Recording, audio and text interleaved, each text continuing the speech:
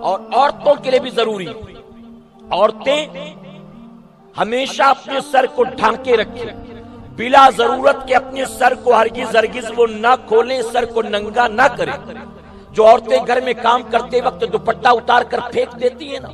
کہ جھاڑو لگاتے وقت اگر دوپٹہ پہنیں گے تو الجھن ہوگی، ڈسٹرب ہوگا، گھر میں پوتا مارنا ہے تو دوپٹہ ہٹاؤ، آٹا گوندنا ہے تو دوپٹہ ہٹاؤ، چاول چننا ہے تو دوپٹہ ہٹاؤ، روٹی بیلنی ہے تو دوپٹہ ہٹاؤ۔ تو یاد رکھیں، کہا گیا جس گھر میں عورتیں بن دوپٹے کے رہتی ہیں اس گھر میں اللہ کی رحمت کے فرشتے نہیں آتے۔ اور یہاں پر معاملہ یہ ہے کہ اکثر جب اذان شروع ہوتی ہے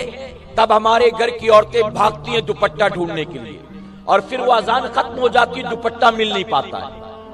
اذان ختم ہو جاتی ہے، مشن دوپٹہ کمپلیٹ نہیں ہوتا، پھر بچوں سے کہتے یہیں رکھا تھا کس نے اٹھا لیا، وہاں رکھا تھا کس نے ہٹا دیا۔ یعنی اذان شروع ہوئی تو دوپٹہ یاد آیا، اور اذان ختم ہوتے ہوتے دوپٹہ نہ ملا۔ اب یہ نہیں کہ چلو اذان ختم ہو گئی دوپٹہ نہیں ملا، اگلی اذان سے پہلے ڈھونڈ کر رکھ لو، نہیں بلکہ نہ جانے کتنے سالوں سے یوں ہی اذان کے وقت ڈھونڈا جاتا ہے اور اس کے بعد میں نہیں ملتا۔ اور بہت معذرت کے ساتھ کہوں گا، اگر دروازے پر کوئی گیسٹ آتا ہے، کوئی مہمان آتا ہے اور دروازہ نوک کرتا ہے یا ڈور بیل بجاتا ہے، عورت گھر کا دروازہ بن دوپٹے کے کھولتی ہے اور پھر دیکھتی ہے کہ ابا نہیں ہے، بھائی نہیں ہے، بیٹا نہیں ہے، شوہر نہیں ہے، یہ تو کوئی غیر محرم ہے، تو دروازہ کھولنے کے بعد پھر گھبرا کر بھاگتی ہے دوپٹہ ڈھونڈنے کے لیے۔ ہم نے کہا عقل کی ماری کم سے کم دروازہ کھولنے سے پہلے دوپٹہ لے لیا ہوتا۔ اب چھپانے کو رہا کیا، پہلے تو بن دوپٹے کے دروازہ کھول دیا،